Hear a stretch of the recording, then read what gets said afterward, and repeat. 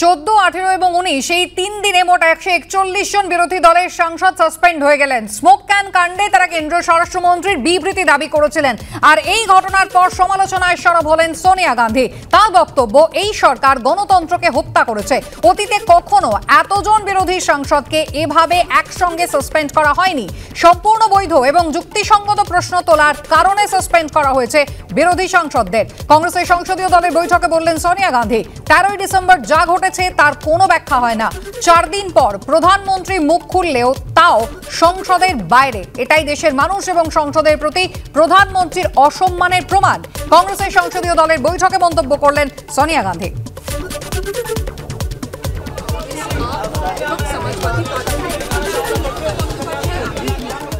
আজকে বেলা 11টায় নতুন সংসদ ভবনে প্রধানমন্ত্রীর মুখোমুখি হবেন মুখ্যমন্ত্রী মমতা বন্দ্যোপাধ্যায়। এ রাজ্যের বঞ্চনার বক্তব্য তিনি তুলে ধরবেন প্রধানমন্ত্রীর কাছে। বিস্তারিত জানবো, চলে যাব আমাদের প্রতিনিধি আশাফুল হোসেন রয়েছেন আমাদের সঙ্গে। আশাফুল, আজকে মমতা বন্দ্যোপাধ্যায় যাচ্ছেন, অভিষেক বন্দ্যোপাধ্যায় সহ আরো 10 জন তৃণমূল সাংসদের উপস্থিত থাকার কথা রয়েছে। বৈঠক কি শুরু হয়েছে? কারা কারা রইলেন?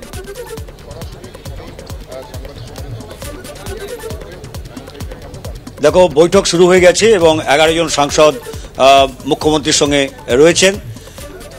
আজকে প্রধানমন্ত্রীকে কাছে পেয়ে মুখ্যমন্ত্রী বাংলার যে বকেয়া রয়েছে 1,15,000 কোটি টাকা, সেই বকেয়া অবিলম্বে রাজ্যকে দিতে হবে, এই দাবিটা মুখ্যমন্ত্রী করবেন।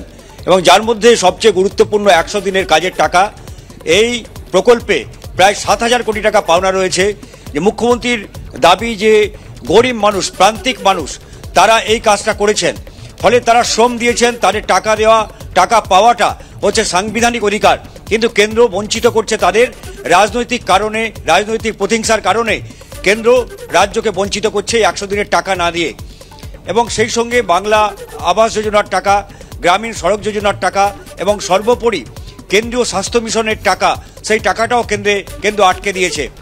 এর আগে এই প্রাপ্য আদায়ে একাধিকবার প্রধানমন্ত্রীকে চিঠি লিখেছেন মুখ্যমন্ত্রী, কিন্তু তাতে কোনো কাজ হয়নি। তারপর প্রতিবাদ আন্দোলনের নামে তৃণমূল, তুমি জানো যে দিল্লিতে অবস্থান কর্মসূচি হয় যন্তর মন্তরে। খোদ গ্রামোন্নয়ন মন্ত্রীর সঙ্গে তারা দেখা করতে যান, গ্রামোন্নয়ন মন্ত্রী তিনি দেখা করেননি। পরে রাজভবনের সামনে অভিষেক বন্দ্যোপাধ্যায়ের নেতৃত্বে অবস্থান কর্মসূচি হয় 4 দিন ধরে। খোদ মমতা বন্দ্যোপাধ্যায় রেড রোডে 48 ঘন্টার অবস্থান বিক্ষোভ করেন, কিন্তু কোনো অবস্থাতে কেন্দ্র এই টাকাটা দিচ্ছে না।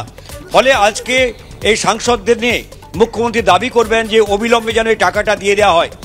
এবং রাজনৈতিক পর্যবেক্ষকরা যেটা মনে করছেন, আজকের বৈঠক ফলপ্রসূ হবে কি না হবে সেটা সময়ই বলবে, কিন্তু এই বৈঠক করার পুরোটাই হচ্ছে মমতা বন্দ্যোপাধ্যায়ের লাভ। কারণ সামনে লোকসভা নির্বাচন, যদি বৈঠকের পরে কেন্দ্র রাজ্যের দাবি মেনে নেয়, সেক্ষেত্রে তৃণমূল এটা প্রচার করতে পারবে যে নানা আন্দোলন এবং অবশেষে মুখ্যমন্ত্রীর হস্তক্ষেপে এই টাকাটা কেন্দ্র দিতে বাধ্য হয়েছে। আবার অন্যদিকে যদি এই বৈঠকের পরও কেন্দ্র কোনো টাকা না দেয়, সেক্ষেত্রে প্রতিহিংসার কারণে রাজ্যকে বঞ্চিত করা হচ্ছে, বাংলার গরিব মানুষকে ভাতে মারার চেষ্টা করা হচ্ছে। এই অভিযোগ নিয়ে লোকসভা ভোটে পুরোপুরি প্রচারে নেমে যেতে পারবে তৃণমূল। ফলে তৃণমূলের কোনো রাজনৈতিক ক্ষতি নেই এই বৈঠকের মধ্য দিয়ে।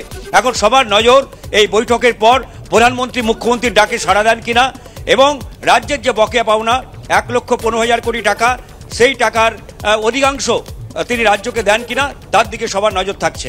ধন্যবাদ আশাফুল। ইতিমধ্যেই বৈঠক শুরু হয়ে গিয়েছে প্রধানমন্ত্রী এবং মুখ্যমন্ত্রী